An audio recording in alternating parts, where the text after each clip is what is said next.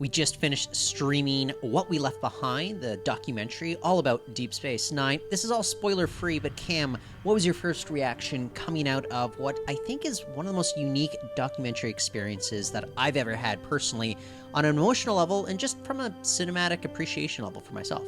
On an emotional level, this was really interesting. That it was a documentary pitched directly to the fans that also satisfies.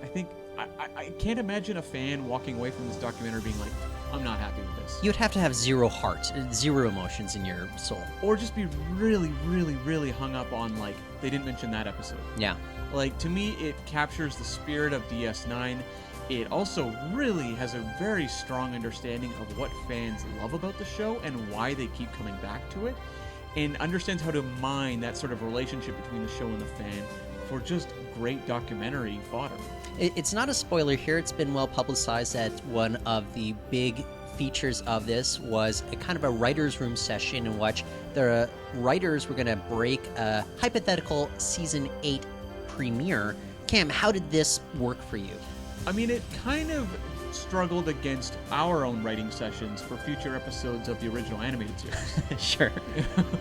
I mean, but what wouldn't, right? Yeah. No, I actually think this is a really well executed element of the documentary. It's tough. Writing is not sexy, despite what I like to tell myself when I'm writing. But to actually convey a group of guys in a room laying out a story over several hours and make it compelling to watch in a documentary, and also coherent, where people understand how they're getting from A to B to C, is difficult, and I think the documentary does a fantastic job of that. Not a spoiler, but I recall towards the end of this particular aspect, they were kind of getting to the cliffhanger, and I had this epiphany. I was like, these feel like the characters, like the motivations that the characters are, that are driving the characters. It feels completely earnest and genuine as the characters as we know them. Mm-hmm. Having that captured within this, it's the closest that we'll ever get to seeing, you know, a DS9 revival realized on, say, the big screen when we get to go see it in theaters here in Vancouver in the coming weeks. Right.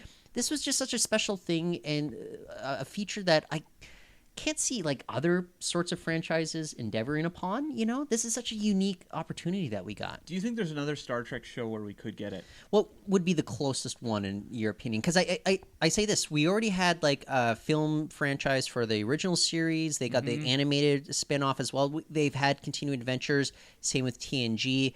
I would say that probably the closest would be Voyager of having a chance of this. We'd get maybe an Admiral Janeway sort of deal. I think that could be a really interesting documentary in the role of Janeway, with kind of the rise of strong female characters in genre fiction. Yeah. I think there's actually a really interesting content there for a documentary. I don't know if it'll happen, but I think that makes the most sense. Enterprise, I don't think so.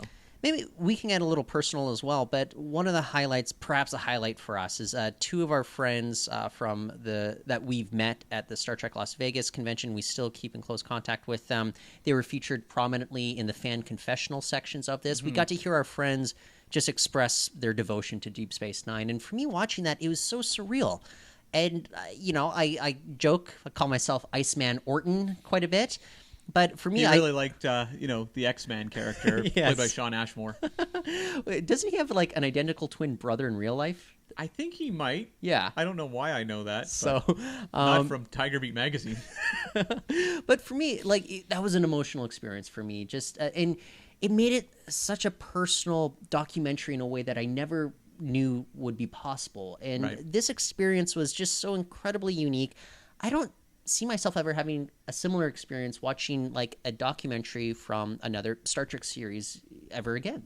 No, I mean, the Deep Space Nine show is all about community, and it really feels like they understand how important the Star Trek fan community is in keeping this show going. I mean, we are still talking about Deep Space Nine. It's been off the air for a long time now, and yet the show keeps thriving and keeps getting brought up in discussions. You know, you see even like there'll be writers talking about some recent serialized TV show, genre show, in, whatever, a website or magazine, and they will drop Deep Space Nine sometimes. Yep. You can see that the show has that relationship with its fans very strongly.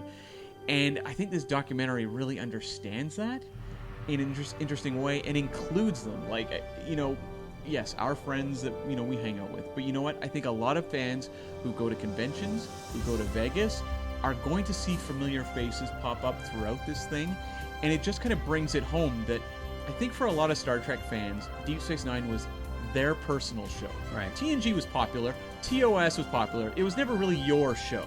But like DS9, not super popular. They were like the underground punk band that only Yes. you knew about, and you'd go to their shows, and you kind of felt as if there was something special about that. Right, yeah, exactly the way we felt about the animated series, the original one. But I mean, that's how these fans are able to kind of, carry on with this show. But the documentary acknowledges them and makes them feel as invaluable to the continued success of the show as all the people behind the scenes, which is just really great. Okay, so listeners and viewers, keep attuned to us, because in just a few weeks we're going to give a spoiler-filled dish on this particular documentary. I can't wait until we get to actually break down what the Season 8 premiere entails. Cam, this was a doozy. Can't wait to go into more detail in just a few weeks.